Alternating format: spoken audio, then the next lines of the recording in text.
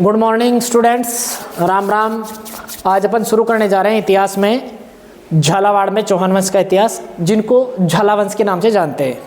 यहाँ पर क्या क्या चीज़ें आपको ध्यान रखनी है झालावाड़ के अंदर, तो मैं बता देता हूँ। नंबर 1 पर अपन पढ़ेंगे मदन सिंह को।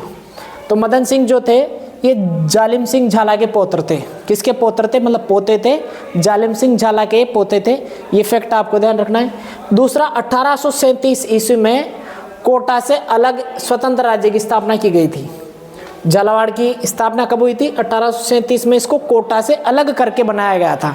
1837 में कोटा से अलग करके झालावाड़ की स्थापना की गई थी। 1837 में, ये ध्यान रखना है। उसके बाद में 1838 में झालावाड़ रियासत को जो है अंग्रेजों ने मान्यता दे दी थी। तो झालावाड़ रियासत को अंग्रेजों ने मान्यता दी 1838। ये फैक्ट आपको ध्यान रखना है। 1837 में तो कोटा से अलग करके बनाया इसको, और 1838 में इसको अंग्रेजों ने मान्यता दे दी। अंतिम चीज जो ध्यान रखनी है, राजस्थान की अंतिम रियासत थी। ये फैक्ट आपको ध्यान रखना है। राजस्थान की अंतिम रियासत कौन सी मानी जाती है? तो झालावाड़ मानी जाती है। अब बढ़ते हैं आगे। ये जो झालावाड़ था, इसकी राजधानी झालरापाटन थी। झालावाड़ की राजधानी कहाँ पर थी? झालरापाटन थी। अब अगर ये पूछ ले कि झालरापाटन कौन सी नदी के किनारे पर बसा हुआ है, तो झालरापाटन चंद्रभागा नदी के किनारे पर है। झालरापाटन कहाँ पर स्थित है? चंद्रभागा नदी के किनारे पर है। और झालरापाटन का दूसरा नाम मिलता है घंटियों का शहर, क्योंकि यहाँ पर मंदिर ज़्यादा है, इसलिए घंटियाँ ज़्यादा बजती रहती हैं, इसलिए इसको घंटियों का शहर भी कहा जाता है। तो झालरापाटन का दूसरा नाम आपको घंटियों का शहर ध्यान रखना है। और झालरापाटन कौन सी नदी किनारे पर है? तो चंद्रभागा नदी के किनारे पर है। आगे देखते हैं। इटली के रोम को घंटियों का शहर कहा जाता है। अगर वर्ल्ड लेवल पर पूछ लिया जाए तो इटली की राजधानी जो रोम है उसको क्या कहा जाता है? घंटियों का शहर कहा जाता है। अगले शासक पढ़ेंगे अपन झालावाड़ रियासत के अंदर, वो है राजेंद्र सिंह।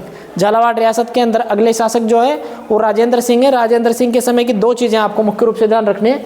इन्होंने झालावाड़ में जो है काष्ठ प्रासाद का निर्माण करवाया था। काष्ठ प्रासाद का मतलब होता है इन्होंने झालावाड़ में लकड़ी से एक महल बनाया था जो काफ़ी फेमस है। अभी तो वो टूट गया है, ध्वस्त हो चुका है, लेकिन आपको ध्यान रखना है कि झालावाड़ में काष्ठ प्रासाद का निर्माण किसने किया था?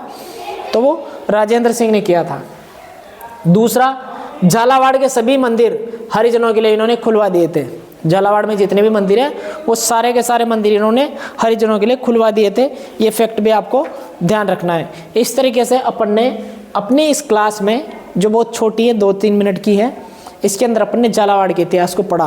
क्योंकि झालावाड़ के इतिहास में इन्हीं शासकों के बारे में पूछा जाता है और यही फैक्ट पूछे जाते हैं, तो इनको आपको ध्यान रखना है। मेरी क्लास बेशक छोटी हो सकती है, मैं मानता हूँ, लेकिन उस क्लास में कचरा बिल्कुल भी नहीं मिलेगा। आपको टू द पॉइंट चीज़ें मिलेंगी जो परीक्षा में पूछी जाने वाली हैं या फिर पूछी जाएगी। फालतू का कचरा आपको नहीं मिलेगा और उसके बाहर पढ़ने की कोई ज़रूरत भी नहीं आएगी आपको। एक किताब आप पढ़ लेना, जैसे अभी मेरी किताब पर भी काम चल रहा है, जैसे किताब पूरी होगी उसको भी आपको उपलब्ध करवा देंगे। फिर किताब और ये जो क्लास हैं इनके अलावा कुछ भी पढ़ने की ज़रूरत नहीं पड़ेगी आपको जीके के अंदर। तो आज के लिए बस इतना ही। धन्यवाद।